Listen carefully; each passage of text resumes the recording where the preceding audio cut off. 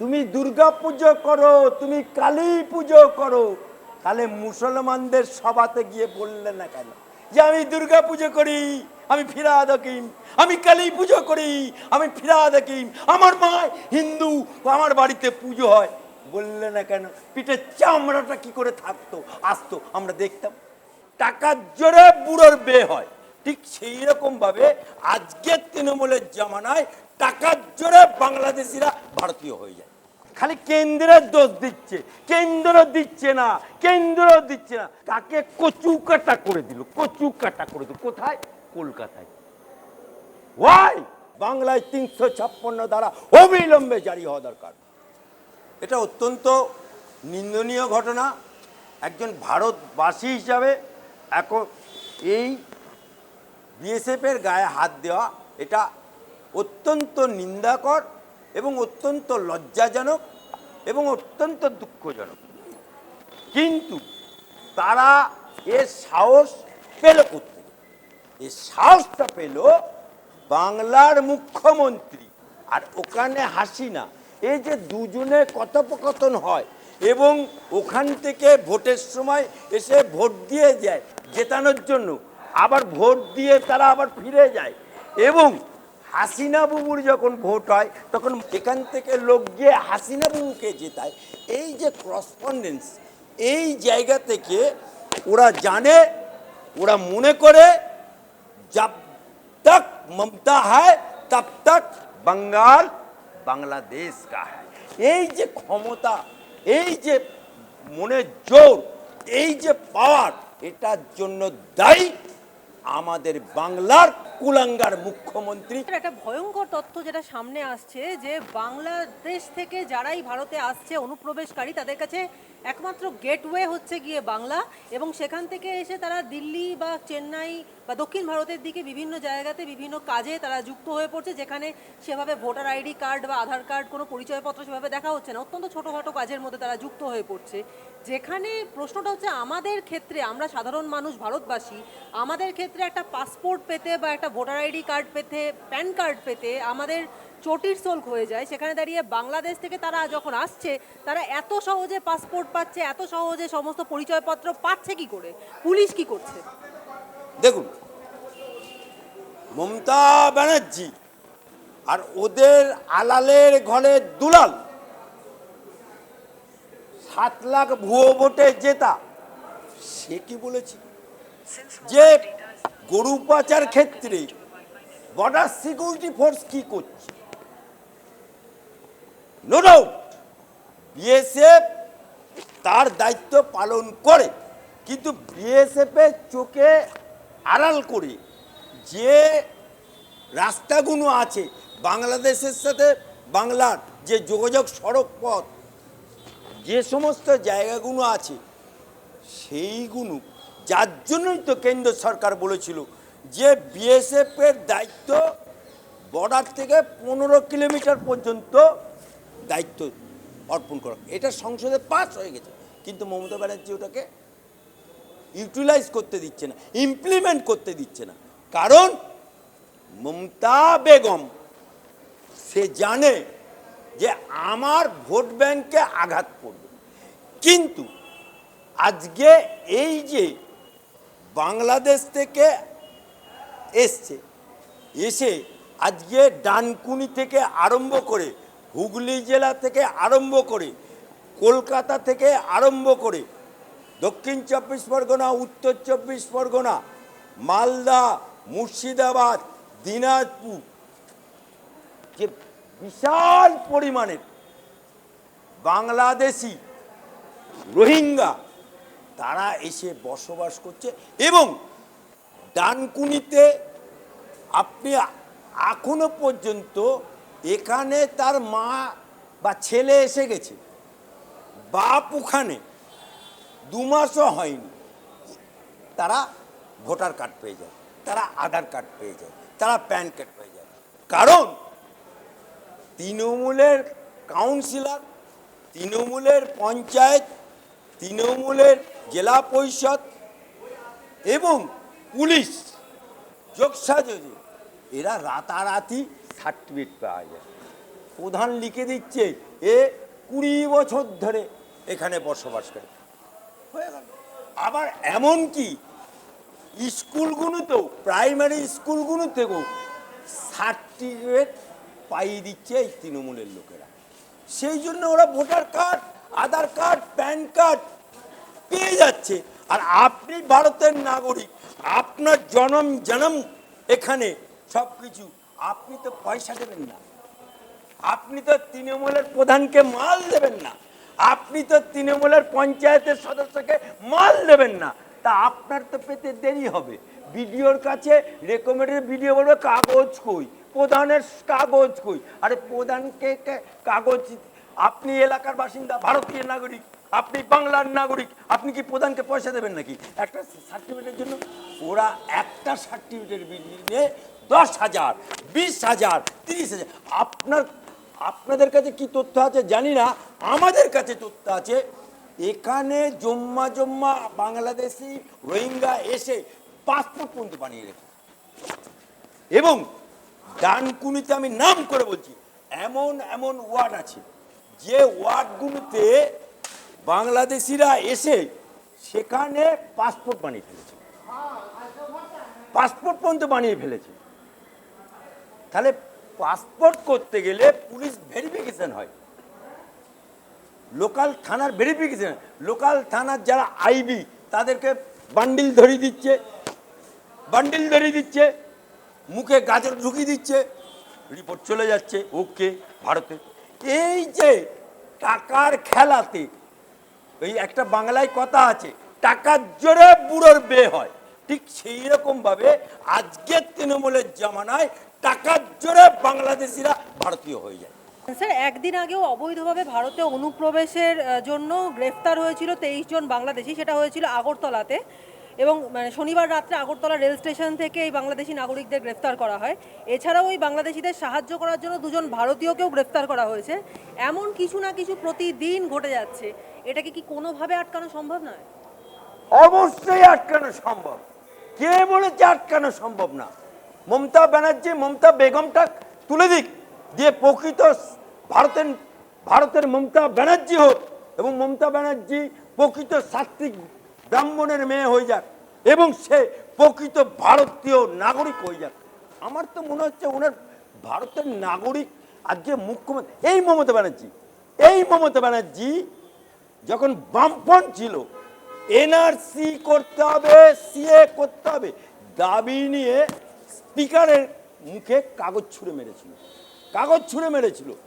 আজও সংসদে লিপিবদ্ধ আছে, এবং সেই ছবি ডকুমেন্ট। আজকে মমতা ব্যানার্জি এনআরসি সিএ হতে দিচ্ছে না কেন? কারণ ডাল মে কুছ কালা হ্যায়। এই জন্যই মমতা বেগম হয়ে গেছে। সেই জন্যই এখন উনি এই জিনিসগুলোকে বন্ধ করার যে প্রচেষ্টা, সেটা না করে বিএসএফ এর ঘাড়ে দোষ চাপাচ্ছে।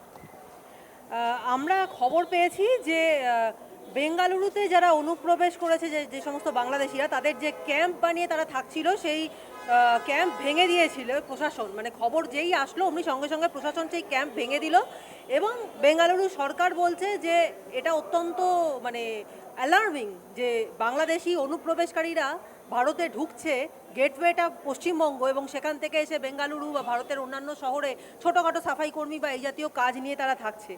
এখন তাদের কাছে যেটা অ্যালার্মিং, সেটা বাংলাদেশের থেকে গেটওয়ে হওয়ার জন্য তো আরও বড় অ্যালার্মিং হওয়া উচিত আমাদের ওয়েস্ট বেঙ্গলটা, কিন্তু সেখানে কেন কোনো রকম মানে এর জন্য পদক্ষেপ নেওয়া হচ্ছে না?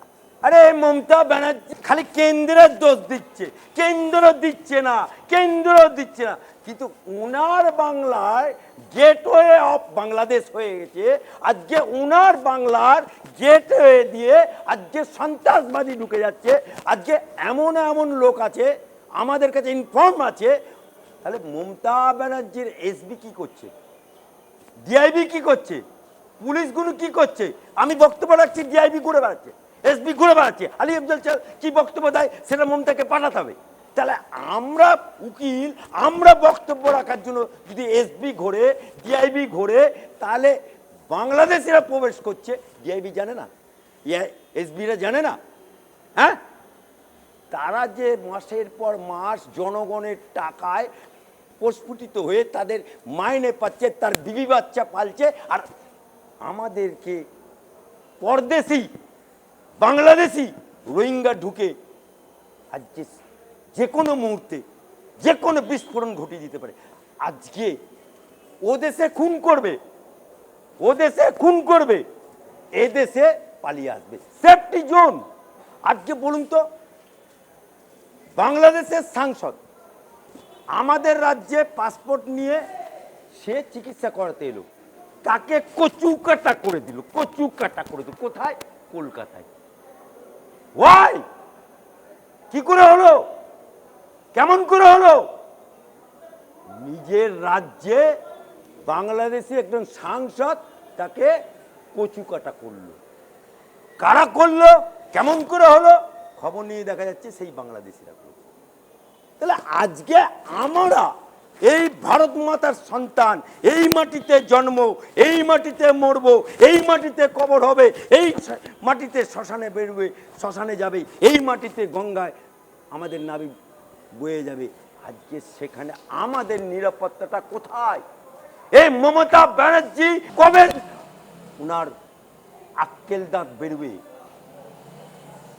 রোহিঙ্গা অনুপ্রবেশকারীদের কিভাবে আটকানো সম্ভব? কারণ অনুপ্রবেশের কারণে রাজ্যে জনবিন্যাস দ্রুত বদলে যাচ্ছে এবং সেই কারণে রাজ্যের একাধিক জেলাকে কেন্দ্রশাসিত অঞ্চল করার দাবি জানিয়েছেন বিজেপি নেতারা। এটা যে খুব সত্যি কথা সেটা আমরা আশেপাশে চোখ বোলালেই দেখতে পাচ্ছি, যে সমস্ত এলাকাতে এতদিন পর্যন্ত শুধুমাত্র বাঙাল ঘটির আধিক্য ছিল, সেইটুকুই তরজা ছিল, বাঙাল ঘটির তরজা, সেখানে দাঁড়িয়ে দেখা যাচ্ছে যে সেখানে রীতিমতো রোহিঙ্গা অনুপ্রবেশকারীরা ঘুরে বেড়াচ্ছে, যেটা সাধারণ মানুষের মনে একটা ভীতির সঞ্চার করছে। কি বলবেন?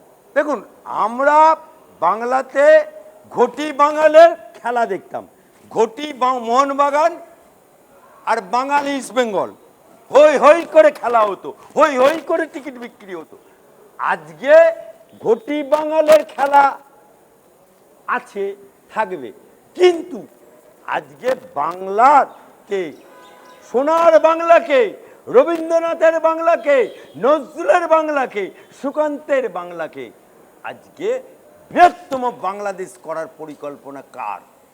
জবাব তোমাকে দিতে হবে মুখ্যমন্ত্রী, জবাব তোমাকে দিতে হবে।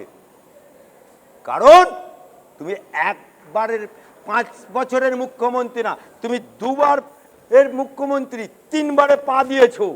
আর তোমার রাজত্বে আজকে রোহিঙ্গারা ঢুকে যা খুশি করবে, কেন্দ্র চুপ করে বসে থাকবে না, কেন্দ্র চুপ করে বসে থাকবে না। বাংলার মানুষের নিরাপত্তার স্বার্থে বাংলায় 356 ধারা অবিলম্বে জারি হওয়া দরকার। কেন্দ্রশাসিত অঞ্চল করা না হলে হিন্দুদের অস্তিত্বই থাকবে না, জনবিন্যাস নিয়ে সংসদে এরকম বিস্ফোরক মন্তব্য অভিযোগ করছেন বিজেপি সাংসদরা। কি বলবেন? দেখুন, বিজেপি সাংসদ সংসদে কি বলেছে আমি দেখিনি, আমি শুনিনি। আমি আপনার মুখ থেকে যেটা বলছি, বাংলাকে ভাগ কোনোদিনই হবে না। বাংলা, পশ্চিম বাংলাকে কোনো দিন মোদী সরকার ভাগ করবে না এবং কোনো এজেন্ডাতেও নেই। এবং বাংলা কোনো ভারতীয় জনতা পার্টির এজেন্ডাতে নেই, সংঘের এজেন্ডাতে নেই। কারণ এ বাংলা রবীন্দ্রনাথের বাংলা, এ বাংলা রামকৃষ্ণের বাংলা, এ বাংলা নজরুলের বাংলা, তাই বাংলা ভাগ হবে না। কিন্তু রোহিঙ্গা প্রবেশ এবং বাংলাদেশি প্রবেশ এবং বাংলাদেশিরা ঢুকে আজকে যে আমাদের খাদ্য, বস্ত্র, অন্ন সমস্ত কেড়ে নিচ্ছে আস্তে আস্তে। আজকে হিন্দুর সংখ্যা কমে যাচ্ছে, রোহিঙ্গাদের সংখ্যা বেড়ে যাচ্ছে। এই জায়গাটা চিন্তা করে কেন্দ্র সরকারকে অবিলম্বে ব্যবস্থা নেওয়া দরকার। বাংলার অনুপ্রবেশকে বৈধতা দিতে চাইছেন মমতা বন্দ্যোপাধ্যায়, অভিযোগ করছে বিজেপি। কেন্দ্রেও রয়েছে বিজেপি, কিন্তু তারপরেও কোনো পজিটিভ কোনো পদক্ষেপ বিজেপি বা কেন্দ্র নিচ্ছে না বাংলার জন্য। আরে কেন্দ্র দেখছেন না, এই সরকারটা কেন্দ্র সরকারের প্রকল্পগুলো যখন দিচ্ছে, ধরুন প্রধানমন্ত্রী আবাস যোজনা, সেটাকে বলে দিচ্ছে বাংলা আবাস যোজনা, স্টিকার মেরে দিচ্ছে। প্রধানমন্ত্রী সড়ক যোজনা, স্টিকার মেরে দিচ্ছে বাংলা সড়ক যোজনা। এই যে স্টিকার মেরে দিচ্ছে এবং স্টিকার শুধু মারা সেটা বড় কথা না, আজকে খাদ্য কেলেঙ্কারি থেকে, শিক্ষা থেকে আরম্ভ করে, রাস্তা থেকে আরম্ভ করে, 100 দিনের কাজ থেকে আরম্ভ করে আজকে লক্ষ লক্ষ টাকা চুরি হচ্ছে বাংলার বুকে। আর এই চুরি করছে কারা? আমার কাছে খবর আছে, ওপার বাংলার মেয়ে, তার মা থাকে বাংলাদেশে, তার বাপ থাকে বাংলাদেশে, এপারে এসে বিয়ে করে সে আবার প্রধান হয়েছে, বাংলাদেশি প্রধান, আমার হাইকোর্টে প্রুফ আছে। আজকে এখানে তো গেটওয়ে বাংলাদেশের গেট খুলে দিয়েছে, आओ हमारा दिल बड़ा है, ममता दीदी के लिए रोहिंग्याদের के दरजा खुला है, आओ আপ্যায়ন জানাচ্ছি। তা যে অথচ এনআরসি সিএ করতে দেবে না, অথচ এনআরসি সিএ করতে দেবে না। আর উনি ভোটের সময় মুসলমান পাড়ায় গিয়ে বলবেন আল্লাহু আকবার, আর হিন্দু পাড়ায় গিয়ে বলবে যা দেবী স্বর্গভূতস্যৈ নমস্তস্যৈ নমস্তস্যৈ, তখন উনি সাত্ত্বিক ব্রাহ্মণ হয়ে যাবে, তখন উনি আবার সাত্ত্বিক ব্রাহ্মণ হয়ে যাবে। আবার উনি বলবেন কেন্দ্র দিচ্ছে না দিচ্ছে না। আরে তোমার চোরগুলো এই কদিন আগে, গতকালই খাদ্য কেলেঙ্কারিতে ইডি সিবিআই কতগুলোকে বাড়িতে হানা দিল। ইডি সিবিআই গেলে শাহজাহানের মতো দুষ্কৃতী গায়ে হাত দিয়ে দিচ্ছে, আবার কেন্দ্র বাহিনী গেলে তাদের গায়েও হাত দিয়ে দিচ্ছে। এই পাওয়ারটা পাচ্ছে কোথায়? একটা বাংলায় কথা আছে, ভেড়া লড়ে খোঁটার জোরে। এতে ভেড়াগুলো যে লড়ছে, এ খোঁটা তো অভিষেক ব্যানার্জি, মালটা চোরেদের বাপ, যে কিনা হাইকোর্টের রায়ে চলে যাচ্ছে মাঝে মধ্যে স্টে নিতে, তার কাছ থেকে ভালো জিনিস আশা করা যায়? স্যার, কিছুদিন পরেই দুর্গাপুজো, আমরা দেখতে পাবো যে মমতা বন্দ্যোপাধ্যায় বিভিন্ন মণ্ডপে গিয়ে চক্ষুদান করছেন, পিতৃপক্ষেই প্রায় উদ্বোধন করে দিচ্ছেন, এমন ঘটনা আমাদের আগের বারে গত বছরই চোখে পড়েছে। কিন্তু সেই সময় তিনি অত্যন্ত সাত্ত্বিক ব্রাহ্মণ হয়ে যান, কিন্তু যখন মুসলিমদের ক্ষেত্রে কোনো প্রশ্ন ওঠে তখন কিন্তু তার কোনো মুখ থেকে টু শব্দও বেরোয় না। এই প্রশ্নটা এই জন্য তুলছি কারণ ফের হুমায়ুন কবির হুমকি দিয়েছেন। কিছুদিন আগে তিনি হুমকি দিয়েছিলেন যে আমরা 70% মুসলমান এবং এখানে যেটুকু হিন্দু রয়েছে তাদেরকে 2 ঘন্টার মধ্যে কেটে ভাগীরথীর জলে ভাসিয়ে দেবো। তিনি এবার হুমকি দিয়েছেন 2 বিজেপি বিধায়ক গৌরীশঙ্কর ঘোষ এবং সুব্রত মৈত্রর নাকি ঠ্যাং ভেঙে দেবেন। কি বলবেন এবার? মমতা বন্দ্যোপাধ্যায় তো কোনো কথা বলছেন না। এই মালটা বিধায়ক, তার বিরুদ্ধে আমি মামলা করেছিলাম, আমি পিটিশনার হিসাবে মামলা করেছি। এফআইআর মহামান্য বিচারপতির অর্ডারে এফআইআর হয়েছে, এবং ওই যে দাঙ্গা হয়েছে সেখানে বোম পড়েছে রামনবমীর মিছিলে, সে মামলা আমরা করেছি মুসলিম রাষ্ট্রীয় মঞ্চের তরফ থেকে, আমি পিটিশনার হিসেবে করেছি। সেই মামলাতে অর্ডার আছে যে ডিএমকে মাইকিং করে প্রচার করতে হবে কোনো ব্যক্তি যেন কোনো রকম সাম্প্রদায়িক উস্কানিমূলক কথাবার্তা না বলে, অথচ তার বিধায়ক বলে যাচ্ছে, কোর্ট অর্ডার দিচ্ছে, কিন্তু মমতা ব্যানার্জি চুপ করে আছে। ওয়াই, কেন চুপ করে আছো? আজকে ক্লাবগুলো টাকা বাড়িয়ে দিচ্ছ 70 থেকে 85,000। উনি যখন মুখ্যমন্ত্রী ছিলেন না তখন বাংলার বুকে মা দুর্গার পুজো হয়নি, তখন মহাষ্টমী হয়নি, তখন বিজয় দশমী হয়নি। কারা তোমাকে টাকা চেয়েছে? কোন পুজো কমিটি টাকা চেয়েছে? কে বলেছে তোমাকে যে মমতা ব্যানার্জি তুমি টাকা দাও, নাহলে মা দুর্গার পূজা হবে না, মা দুর্গা কাঁদছে, তুমি টাকা দাও? একটা দরখাস্ত দেখাতে পারবে? একটা দরখাস্ত দেখাতে পারবে না। কিন্তু আজকে জনগণের টাকা, ও টাকা মমতা ব্যানার্জির খালাপ্পার না, ও টাকা কালীঘাটে ছাপানো হয় না, ও টাকা নবান্নে ছাপানো হয় না, ও টাকা বাংলা মায়ের বসবাসকারী সমস্ত মানুষের টাকা, ও টাকা মুসলমানের টাকা, ও টাকা হিন্দুর টাকা, ও টাকা খ্রিস্টানের টাকা, আপামর জনসাধারণের টাকা। সেই গভর্নমেন্টের টাকা, জনসাধারণের টাকা, সেই টাকা তুমি হিন্দুদের পুজোতে দিচ্ছ। কাল যদি মুসলমানরা বলে যে আমরা তাজিয়া বার করব মহরমে, টাকা দাও, কি জবাব দেবে মমতা ব্যানার্জি? আজকে কোন পুজো কমিটি তোমার কাছ থেকে টাকা চেয়েছে? কিন্তু উনি দিচ্ছেন কেন? আপনি হিসাব করে দেখুন 2021 সালের আঁকড়া দেখুন, উনি 91% মুসলমান ভোট পেয়েছে, 5 to 6% হিন্দু ভোট পেয়েছে। এই যে 5 to 6%টাকে বাড়ানোর জন্য উনি পুজো কমিটিতে টাকা দিল, কিন্তু টাকা দিল, পুজোর কন্ট্রোলিংটা হাতে নিয়ে নিল। আজকে বলছে পুজো কমিটি কি থিম করবে, সে থিমটা পুলিশের কাছ থেকে পারমিশন নিতে হবে। কোথায় আমরা বাস করছি? মা দুর্গার পুজো হবে, মা দুর্গার পুজোতে কিরকম থিম হবে সেটা এলাকার কমিটি ঠিক করবে, সেটা পুজো কমিটি ঠিক করবে, সেটা আবার পুলিশকে দেখাতে হবে, পুলিশের পারমিশন নিতে হবে, অর্থাৎ কন্ট্রোলিং পাওয়ারটা। কারণ এই কারণে চাইছে যে আজকে থিমে যদি দেখা যায় যে অনুব্রত জেল খাটছে, থিমে যদি দেখা দেয় খাদ্যমন্ত্রী বালু জেল খাটছে, থিমে যদি দেখা যায় যে শাহজাহান জেল খাটছে, থিমে যদি দেখা যায় যে শিক্ষামন্ত্রী অপার বাড়িতে টাকা পাওয়া যাচ্ছে গুনছে, থিমে যদি দেখা যায় যে জেসিবি মারছে চারদিকে লোক দাঁড়িয়ে থাকছে, থিমে যদি দেখা যায় ওদের ওসি, ওই ঢোলা থানার ওসি আবু সিদ্দিককে মারছে, সেটা যদি থিমে দেখা যায়, সেই डर ममता को बंगाल का आदिवासी को अच्छा लगा। ফিরহাদ হাকিম এই মালটা বাংলার বুকে মুসলমানদের কলঙ্ক। কারণ ইসলাম বলছে যে নিজের ধর্মকে যতটা শ্রদ্ধা করবে অপর ধর্মকেও ততটা শ্রদ্ধা করবে। কিন্তু এই হারামজাদাটা কি করলো? মুসলমানদের সবাই নিজে টুপি পরলো, সবাই টুপি পরে বসে আছে। সেখানে কি বলছে? সেখানে বলছে দাওয়াতে ইসলাম। সেখানে কি বলছে?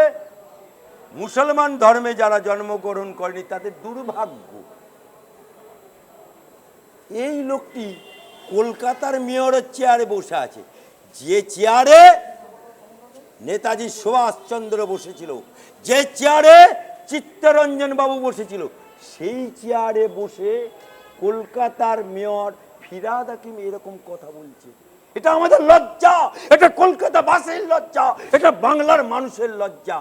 আজকে এরকম একটা লোক, সাম্প্রদায়িক লোক বসে আছে। তাই চিঠি গেছে আগামী দিনে ফিরহাদ হাকিমকে মহামান্য আদালতের দ্বারা ওকে আইনি ব্যবস্থা নেওয়া হবে। স্যার, আপনি বলছেন বটে সাম্প্রদায়িক লোক, কিন্তু যেদিনকে উনি এই বক্তব্য রেখেছিলেন তারপরে যখন সাংবাদিকরা তাকে প্রশ্ন করেছে, সাংবাদিককে রীতিমতো ধমকে বলেছেন আপনি বলুন আমি সাম্প্রদায়িক, হ্যাঁ আর নায়ে উত্তর দিন। এবং তারপরে ওনার বক্তব্য হচ্ছে জীবন থাকতে শেষ রক্তবিন্দু অবধি ধর্মনিরপেক্ষতার রাস্তায় থাকবো, আমার ধর্মনিরপেক্ষতা নিয়ে প্রশ্ন করার অধিকার কারণ নেই। ববি হাকিম এই কথা বলছেন, অথচ আপনি বলছেন সাম্প্রদায়িক। হ্যাঁ, দেখুন, গুলি আর বুলি দুটো যদি বেরিয়ে যায় না, কারো বাপের ক্ষমতা নাই রোকা। আজকে যে বক্তব্যটা দিয়েছে সেটা কিন্তু রেকর্ডেড হয়ে গেছে, বেরিয়ে গেছে। আজকে সেটা শাক দিয়ে মাছ ঢাকার চেষ্টা করছে। আজকে বলছে আমি দুর্গা পুজো করি, আমি কালী পুজো করি। আজকে বলছে সাংবাদিক বলো বলো বলো বলো, মানে হুমকি দিচ্ছে। তুমি দুর্গা পুজো করো, তুমি কালী পুজো করো, তাহলে মুসলমানদের সভাতে গিয়ে বললে না কেন যে আমি দুর্গা পুজো করি, আমি ফিরহাদ হাকিম, আমি কালী পুজো করি, আমি ফিরহাদ হাকিম, আমার মা হিন্দু, আমার বাড়িতে পুজো হয়, বললে না কেন? পিঠের চামড়াটা কি করে থাকতো, আসতো, আমরা দেখতাম।